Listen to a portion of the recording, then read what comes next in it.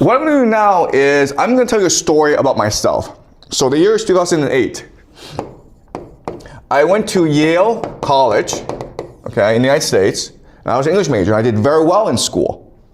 So I was hired in 2008 to go to Shenzhen in South China and help the school, Shenzhen Middle School, build an international program to send kids abroad, okay? So this is 2008, which was a long time ago. And back then, not that many students wanted to go abroad. There were really few international schools.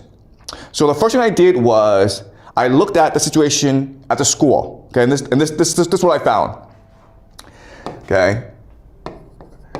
I found that students, even though they were going abroad, maybe about 10% of the students were planning to go abroad. So that's about 80 students each year. That's a lot.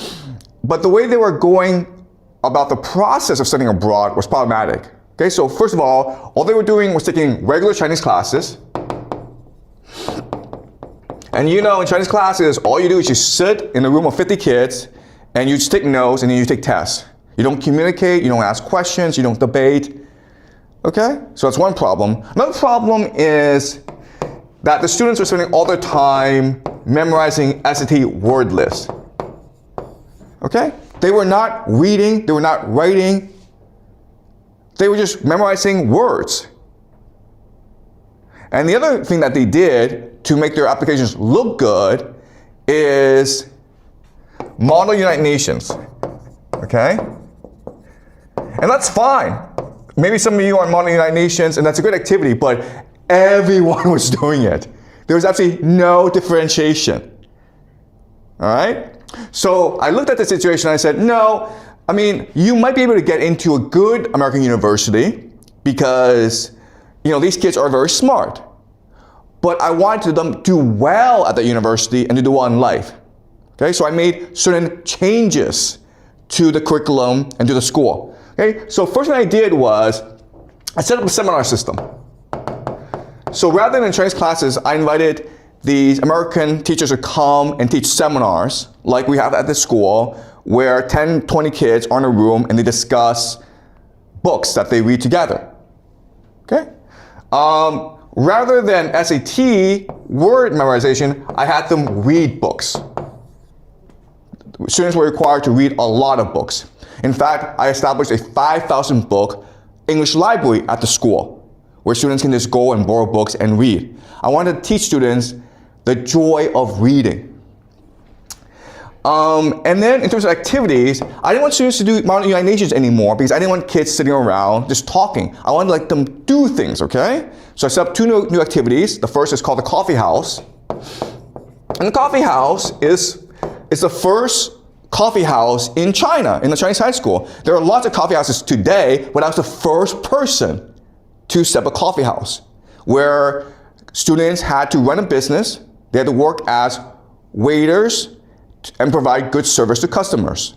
And it was a collaboration effort. As you can imagine, this is great for the students to learn collaboration, to learn finance, to learn entrepreneurship. Okay, so that was a very successful activity. Do you have a question? Yeah. Okay. I mean, was that like similar with our Moon Coffee, like the coffee in the South store? Okay.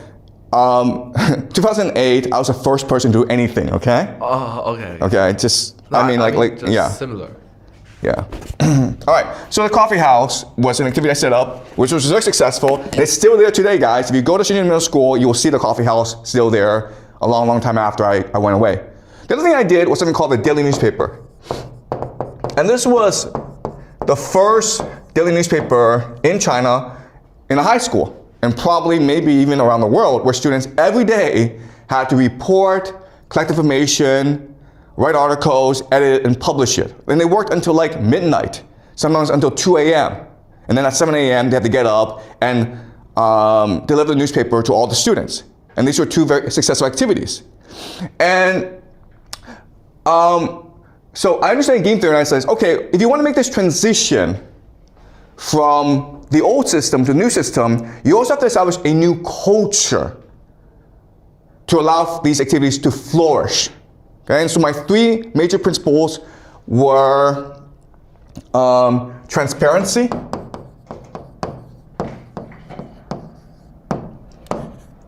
innovation,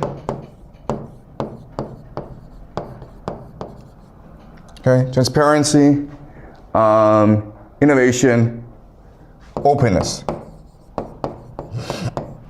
And so my idea was this: rather than set up a curriculum that was perfect, it would be a curriculum that would evolve over time.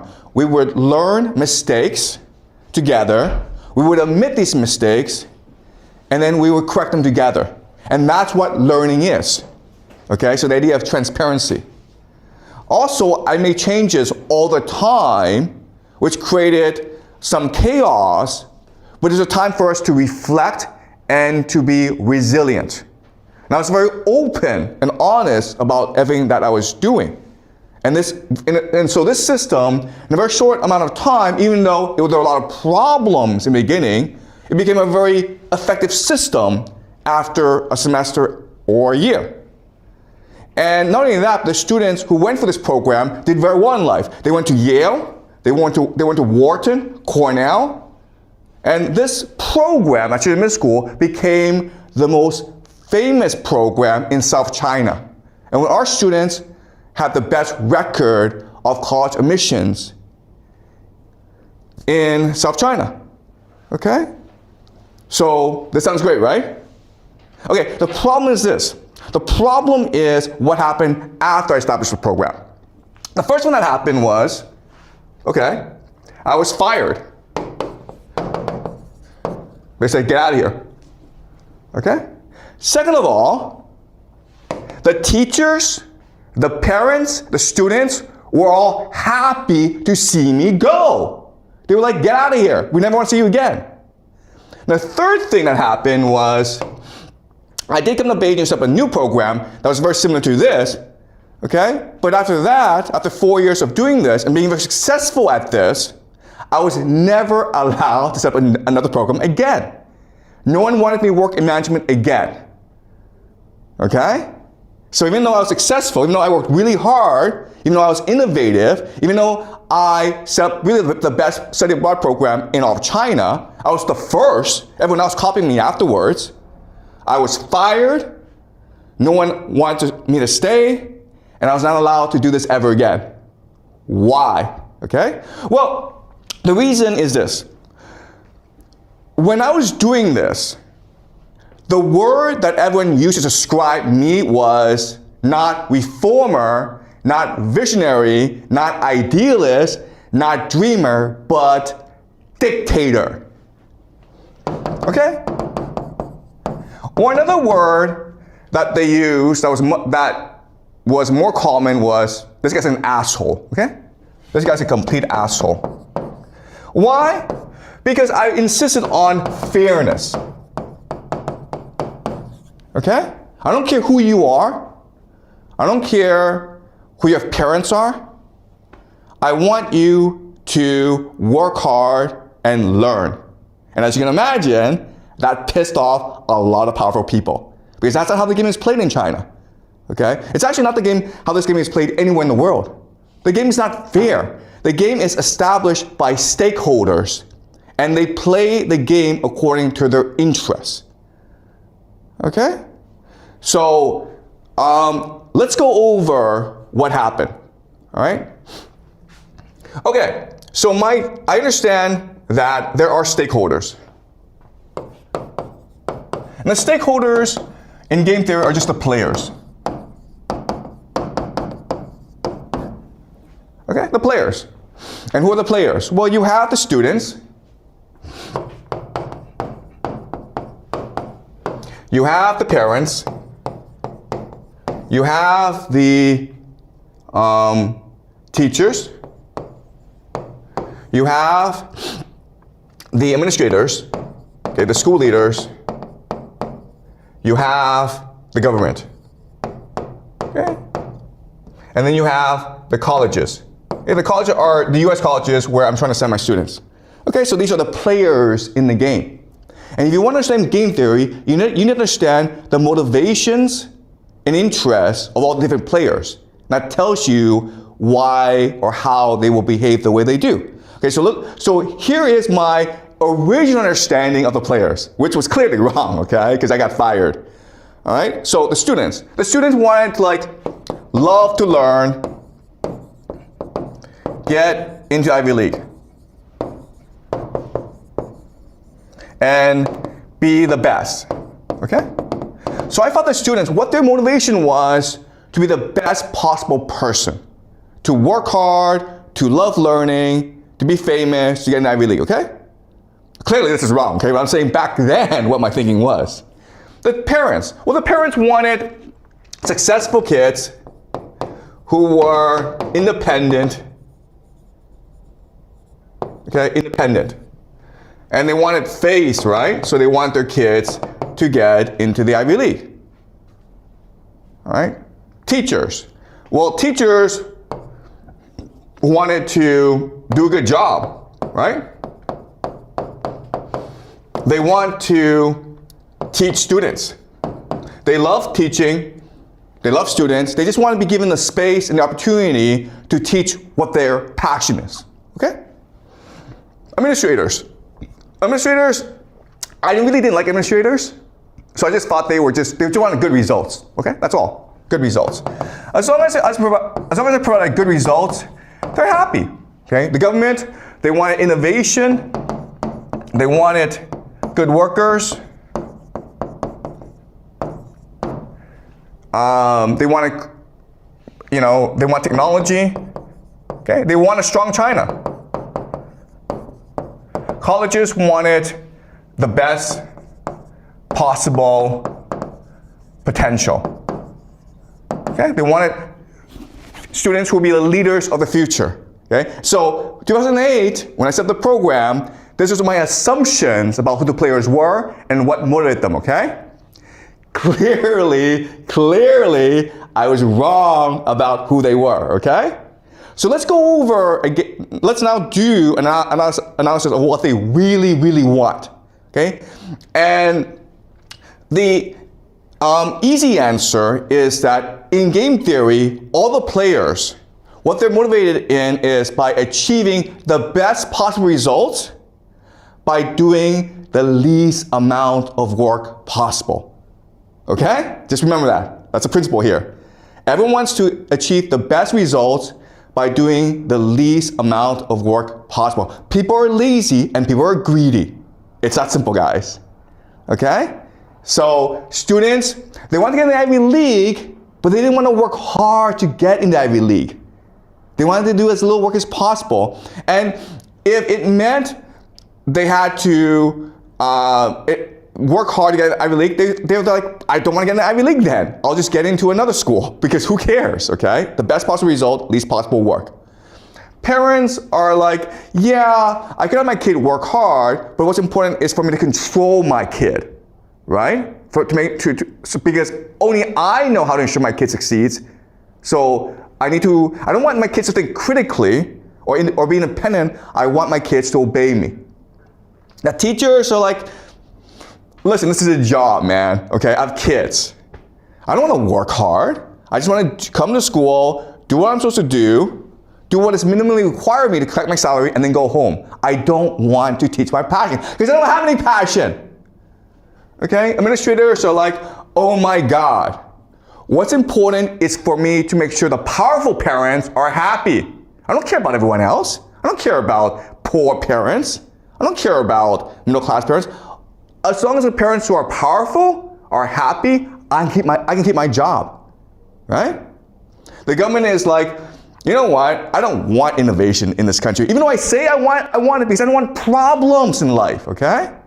I just want things to just stay the way they are and everyone's happy, okay? So now we understand what happened, all right? All right, so now what I will show you is this. I will show you how a game is constructed. A game is constructed when all the different players agree on the rules and the incentives of the game. All right? I was an outsider. I was not a player. I came in to construct a game in which I felt that students would thrive, and they did thrive. But that's not what they want. Okay? They want to have control over the game. And if they lose control, well, they call you, the outsider, an asshole. Okay? All right, so let's do this again and objectively think about what the interests and motivations of each player are. And when their interests converge, that's the game they play. All right? So you have students, parents, teachers, leaders, school administrators, and then the colleges. Okay? Another thing that you have to do in game theory that's very important is you have to rank the power of each player. Yeah, you have a question? The government? Excuse me? The government, yes. Sorry. You're right. I forgot about the government. Okay, and the government. Okay. Another thing that you have to do in game theory is you have to rank the importance of the players. Okay, so not all players are equal. So in this game theory, even though there are students, and students are the majority, students actually don't matter. Okay? What students actually think and want don't actually matter. What matters, of course, are the parents, because the parents pay to play in this game, and parents can cause a lot of problems if they don't get what they want, okay? So the most important are the parents. Then you have the teachers. Why? Because the teachers are the ones who are implementing the rules of the game. Okay? The way that teachers behave determines how this game is played. And then these two are the most important, okay? Then maybe you have administrators as well, but they're not as important as the parents and the teachers. The government doesn't really matter because they don't really care, right? It's one school among thousands. Who cares what the school does as long as it doesn't cause me any problems? The colleges don't care either. They say they want really passionate students who are curious, who are imaginative from China. They don't care, okay? For them, it's just business. They just want students who are willing to pay money to get a crappy education in America, all right? So the costs don't really matter. They'll take anyone who's willing to pay. And the Ivy League, yeah, everyone's getting the Ivy League, but who do the Ivy League want? They want people who are to be successful in life, right? And who are these people? Not the best students. These are people from powerful families. Okay, so this game is rigged, right? They have all this talk about, we want the best motivated students, we want peer students who are curious, who are passionate. It's all nonsense, okay? That's not how the game is played. So the costs don't really matter either. Okay, so these are the three major players: the parents, the teachers, the administrators, students, government, colleges. They are in this game, but they don't really matter. Okay? So now what we're going to do is we'll analyze the mentality, the worldview, the interests of each player. Okay? And again, once we do that, once we figure out where they converge, then we know how the game is constructed. All right, so let's look at students. Students, okay, they want to be popular, right? So most students come to school, and actually their priority is not to learn, their priority is to make friends and to be popular among their friends. Okay, because that's just human nature. That's true, right? Then you have please teachers and parents. Okay, this is really important to understand. You're not in school not to learn, you're in school to please parents and to teachers. Why? Because parents are the ones who pay for your way in life, right? The ones who give you food. Teachers are the ones who gives you grades. You're not here to learn, you're here to please them. There's a difference, okay? And grades are a way of showing how well you're pleasing the parents and the teachers. Okay? Is that true? All right. And then you're like, have fun. Okay? And then get a good college. Okay?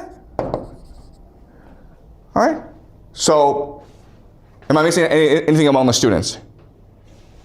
All right, so, okay, I'm sure there's more, but let's just keep on going, okay? Now, parents. Well, the parents, what they want is, of course, successful kids. But they want successful kids not because they believe that success will make their kid happy, what they really want, of course, is face. Right? They want their kid to go to the Ivy League, and they don't really care if the Ivy League provides a good education or their kid will be happy at the Ivy League. They just want to brag to their relatives and their friends and their colleagues, my kid is at Brown or Cornell or Dartmouth. Okay? But face also means to treat education as a luxury product. Why do parents send kids to national schools? Not because national schools provide a better education, it's because national schools are more expensive. And most importantly, international schools have white faces, right? White faces. Okay? This is the main marketing tool of international schools, right? They have all these white faces, white teachers, and like, oh my God, this is a real national school now. You don't care if the teacher is actually good at what they're doing. You don't care if the kids are actually learning. You don't care what the curriculum is. You don't understand that sort of stuff. You just understand, okay, 10 white faces, therefore, this is a good school. It's that simple. Okay? And then, of course, you want some good outcome. Okay? You want a good outcome. You don't care if your kid is actually learning in school. What you want is your kid to get good grades, to get into good college. Okay? These are not the same thing. All right? So that's the parents. Then the teachers. Teachers are really simple because teachers do this job, and for them, the priority is to do as little work as possible to get by. Okay? I'm not saying all teachers, but I'm saying the majority of teachers in the school are just trying to get by because, quite honestly, they have families and they have other responsibilities. So they don't have time to focus entirely in school, okay? So basically just get by. Okay? Or the minimum amount of work. Okay? You may not believe this, but like when you actually grow up and get a job, you'll do the same thing. Okay? Just do a minimum amount of work in order to get by. Administrators, they want good outcomes, but what their real priority is to protect relationship with parents. Okay? Just give parents what they want. Okay? Their job is to sell the school. So whatever parents want, you just give it to them. And administrators also, by the way, have families. This is a job for them. They also just want to get by. Okay? They're not trying to build the best school possible. They're not trying to change the world. They're not trying to educate students. They're just trying to get by. Do the least amount of work in order to get by. Government is, okay, they say they want innovation, creativity, technology, but really it's just like no problems, guys. Okay? As long as you don't create any problems for us, we're happy with you. Just stay away from us. We're happy to not bother you. Please don't come bother us. Yeah, that's government. Also, what they want is for students who will also be no problems in the future, right? Right? So compliance. So as long as schools are teaching you how to obey authority, how to comply, how to do what you're told, they're happy. You're a good school. Okay? Colleges, again, just want the money. Okay? That's all they care about. If you're willing to go to an American college and pay, how much is it nowadays? Like $50,000, $100,000 a year? That's a lot of money, guys. Okay? If you're willing to pay that, they'll take you. I guarantee you. Even if you don't speak English, they'll take you. All right?